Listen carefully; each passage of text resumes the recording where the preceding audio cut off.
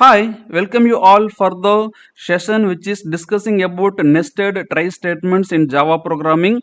It is used to handle the exceptions when the part of the block can cause one type of exception and the entire block of code will cause another kind of exception. So in this kind of situation we can go ahead with nested try statements. There we will define try statement, then which is having some number of statements here. Then there is the possibility of generating the exceptions here.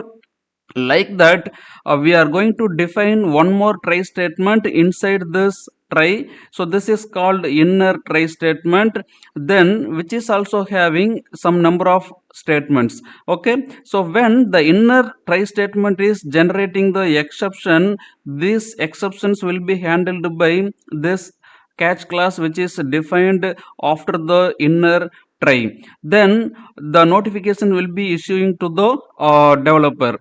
Like that, when you are having the outer try block, then those block of statements are executing when if it is generating the exceptions, those exceptions will be handled by this outer block catch handler. So then notifications will be issued to the software developer here. So if an inner try statement is not having the catch handler, you assume that the inner catch handler is not defined here. Then what will be happen at this situation, the outer catch handler will handle that exceptions which are generating this block of code. But at a time only one exception will be generated, and that exception will be handled by this catch handler. This will be continued until one of the catch statement is succeeds. Here you see either which is having the inner catch handler or not. If you are having multiple catch statements here, okay, then one of the catch handler will solve that exception which is generated here.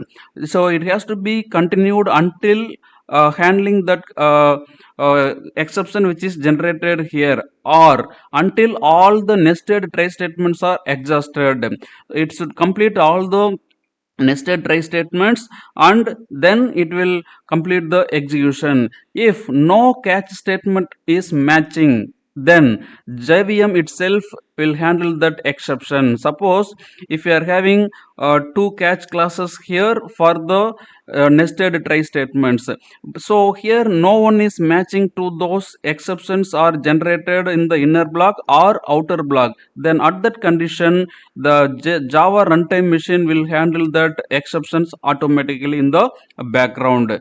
So now we will see the example. Here nest try is the class name, then I am defining the main method receiving the command line arguments as a string data type. Then here I am having the outer try block, first try block here. Then I am defining one more try block that is called inner try block. Then here inside the inner try block I am just displaying the notification to the user divided by 0. Then here I am declaring the variable x, then this is dividing the 20 by 0. So at that time you see this is displaying here, then this line is generating the exception. That exception is handled by this catch statement. So that uh, exception belongs to arithmetic exception, so I am using the class arithmetic exception. So this is a specific exception, okay, most specific exception. Then I am using the object variable which is storing the value, then the value is printed here. The value stored in the E is java.language.arithmetic exception divided by 0. So this is what the executed now. So this try block is the inner try block. So for this inner try block, this catch handler is handling the exception which is generated inside this try. Likewise, I am going to define one more inner try block. So this is again another try block available inside this try block. So this is second inner try block. Here I am defining the array variable y with integer data type. I am assigning the length is 10. After that, here I am assigning the value 40 to the index number 25. Actually, here we are having the y array with 10 memory locations. Okay, so here within the 10 memory locations we are going to assign the values to this y. But here what we are doing, we are trying to assign the value at 25th memory location. So 25th memory location is not available in this given array. Then this will generate the exception here. That exception belongs to array index out of bound exception. This will be handled by catch class, which is belonging to this inner try block, then which is storing some value of this exception. That value is printed here. So that is this line java.language.array index out of bound exception, index 25 out of bounds for the length the 10 of this declared array. So now inner try block is over. Then here if I want to execute some other statements which are not available in the inner try block, then here I am executing that statements. So this is available in the outer try block. Okay, so still we didn't close the outer try block. Then here outer try block is closing here. Now you see, for this outer try block I am going to define catch class here. Then catch class for the outer try block I am using the most general class exception, then which is having the object variable e, then which is notifying the user some statement. So here you see there is no exception in the outer try block, right? So outer try block here not having any number of statements. Here no statement. At last we are having only single statement, that is just notification to the user. So no exception is generated in the outer try block. So the catch handler is not having any exception to handle that. So this statement will not execute because there is no exception is generated in the outer try block. So this catch handler is handling the outer try block. So now it is not executing the catch class. Then by default this statement will execute here. So this will give you the output here, normal flow, right? So then here we are closing the try block. Here we have created, right? That not try block, that is belonging to the main method. Okay, that curly braces belonging to the main method. Then finally this curly braces is belonging to the class. So now we have complete the code. Then when you are executing this you will get this output, right? So from this you should observe that the catch classes are used for the respective inner try blocks, and the outer try block is having the its own catch class to handle the exceptions. This example is showing that we are having the class statement, but that class statement write exception for the inner try block exceptions. So here the try block is defined for the outer block as a outer block. Then inner block is defined here, which is having single statement, which is having the arithmetic operation 20 divided by 0. So the divide by 0, that exception will come out.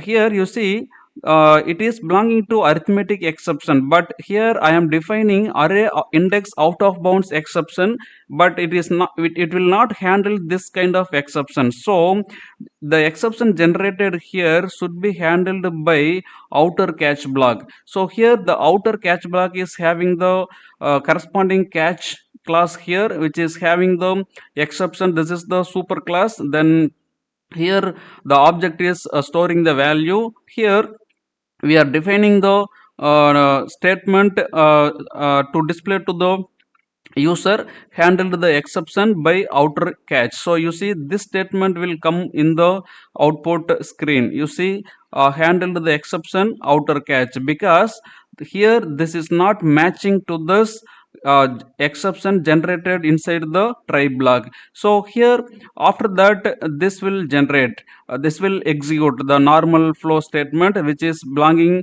to the main block, so main statement, main method, right? So here, if any catch class which is not handling the exception for the inner try block, that will be handled by the outer try block catch class. So that is the observation we should note down here. Suppose here you see, if it is correctly executed, if I am giving 20 divided by 6, okay, then it will not generate any exception. At that moment, here I am defining one more try block here as a inner try.